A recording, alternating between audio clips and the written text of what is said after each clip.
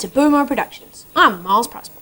And I'm Kyla Holt. Today on Boomo, there is a disaster for two Olympic heroes and a freak storm threatens to put a damper on the Olympics. But first up, many complications have arisen just 2 weeks ahead of the New Zealand Olympics opening ceremony. Problems such as deliveries being delayed and performers backing out. New Zealand Olympic Committee head organiser Philip Townsend has been reassuring the country that he won't let us down. Townsend says the country should not be alarmed by reports that the opening ceremony may be a bad first impression on the world, and he has it under control. However, some New Zealanders are still unconvinced and think that the opening ceremony may be a bad first impression for the world. This is New Zealand's first ever time hosting such an important sporting event, and a lot of weight is on the shoulders of the NZOC to make sure that everything goes to plan. Now to Jacob Forrester, live at the Westpac Trust Stadium. Hello, I'm Jacob Forrester, and here we have Mark Todd, captain of our Christian team. Hi Mark, and thanks for joining us today, just 1 week out from the Olympics. Mark, you have 2 gold medals already from the Sydney and Athens Olympics. How many are you aiming for this time? My ultimate goal is to get gold in all 3 events, but I'll be perfectly happy with 2. Will we see you at the next Olympics, or do you think you will retire before then? To be truthful, I'm probably getting a bit old, and I'll most likely retire after these Olympics, but you never know. Your team didn't do as well as you'd hoped in the 2008 Beijing Olympics. How do you think you'll go this time? Yeah, we were disappointed with our results in Beijing, but as a positive, this made us a whole lot more focused in our training. We've been training really hard for the last few years, and I think we have a good shot at gold this time. Thanks Mark. Good luck for the New Zealand Olympics. We are all behind you. Now back to you, Kyla, in the studio. An interesting interview. Thank you, Jacob. And now for some bad news for 2 of our Olympic teams. World Castlewhite's goalkeeper, Glenn Moss, has suffered a major concussion after diving into a goalpost at his training on Thursday night. He is not expected to compete in the Olympics and is being replaced by Caleb Ford as goalkeeper for the New Zealand team. At a press conference yesterday, Caleb stated it will be a huge honour to represent New Zealand in the Olympics. Even though Moss is extremely disappointed about not being able to compete, he says Caleb is capable of saving everything that comes his way. Hopefully Caleb will pull through for New Zealand. And New Zealand professional basketball player Sam Partridge has also had appalling bad luck this week after breaking his leg yesterday at training. His doctor declared he'll make a full recovery but unfortunately will not make the upcoming Olympics. An eyewitness says Sam was running towards the ball and somehow tripped over it. He seemed to be falling in slow motion, and as he fell, his leg made a snickering crunch.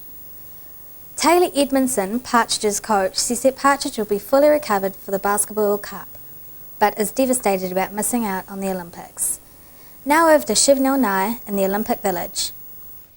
Thanks, Kyla. Hi, I'm Shivnil Nair, and joining me now is Hey from the Chinese trampoline team.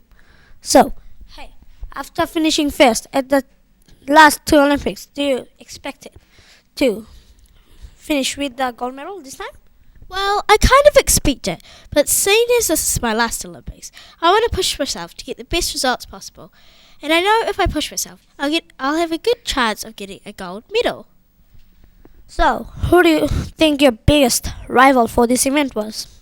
I think that all the competitors have a lot of talent, but if I have to choose one, it would have to be Alice Hamilton from Canada.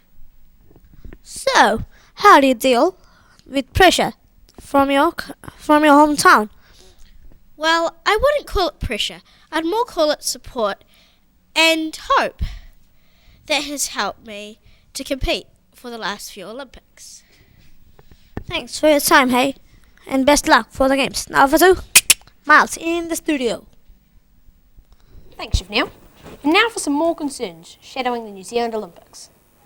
The biggest storm in New Zealand history has hit Wellington, leaving many New Zealanders devastated. Over $1 billion in damages has occurred to houses and buildings, says Wellington Council worker Peter Williams. Concerns are building that the Westpac Stadium will not be repaired in time for the Olympic opening ceremony. Thousands of Wellingtonians have volunteered to help in the clean-up. Olympic ceremony performer Nicole Sue says, "I'm devastated. What can we do? There is no way we can get this cleaned up in just 1 week." However, the NZOC are still confident that with a huge support coming in, that New Zealand will be ready for the New Zealand opening ceremony. We cross now to Vince Ross at the Olympic Village.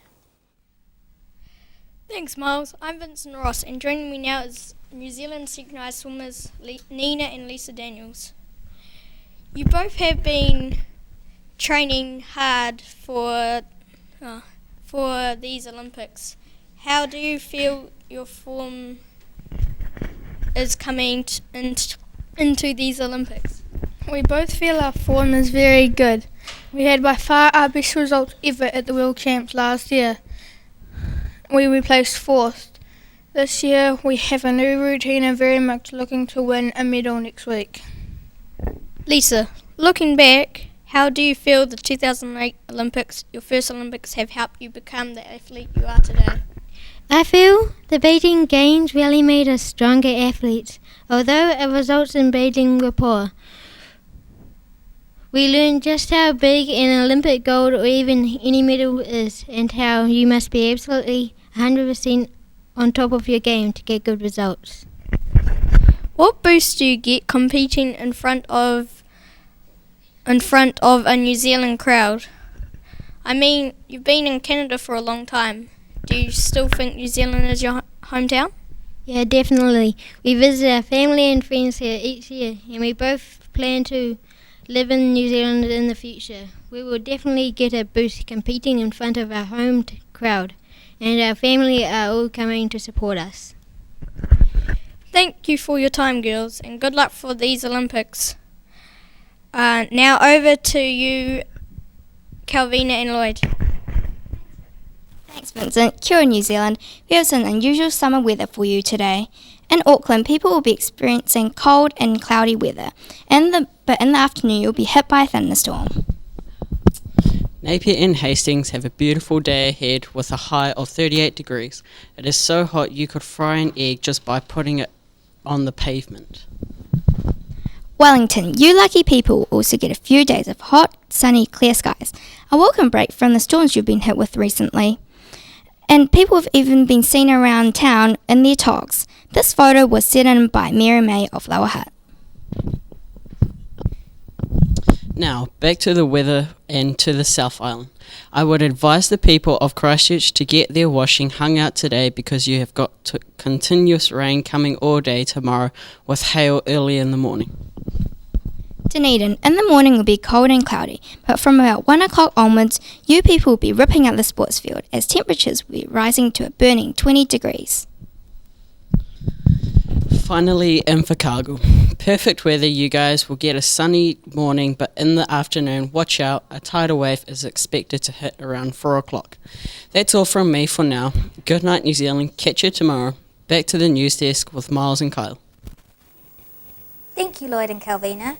We're sure to enjoy the sun in Wellington tomorrow. Well, folks, that's all from us too. We hope you've enjoyed the show and have a pleasant evening. Thank you all for watching, and we'll see you again next time.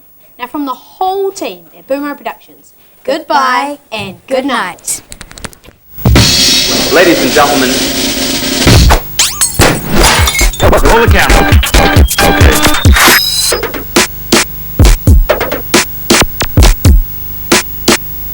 Good evening, ladies and gentlemen. Tonight we are featuring an interview with a very peculiar-looking gentleman. Scene 1, take 1.